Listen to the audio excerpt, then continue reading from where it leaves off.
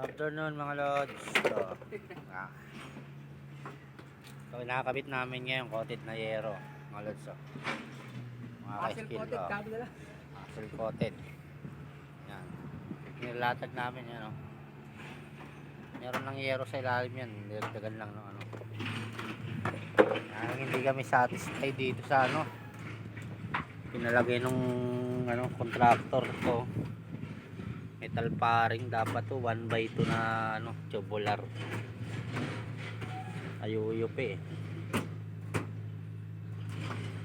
Alam mo naman si contractor nagtitipid. Yan, kakabit namin yan.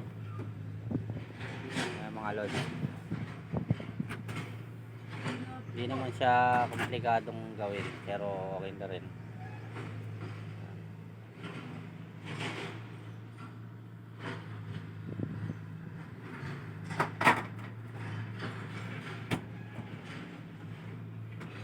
Sige pre, ako nang bahala dyan. Ano na lang yun, katingan mo na lang yun doon. Tapos ito. Ayan? Sukot na ito. Oo. Pero wala pa mga ano yan. Madal mo yan. O sige, ako na lang.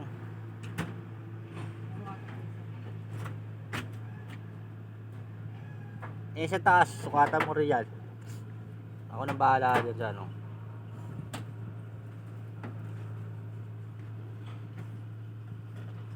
Ay mga lods, kinakasanong kasama ko. Yung coated na yero. Maganda tong yero na to eh. May ilalim niya.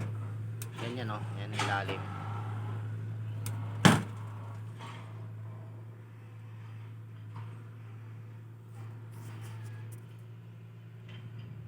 Yan yung unang nilatag namin mga lods. Dapat to 1x2 na tubular. Hindi ganito metal paring. Hindi maganda.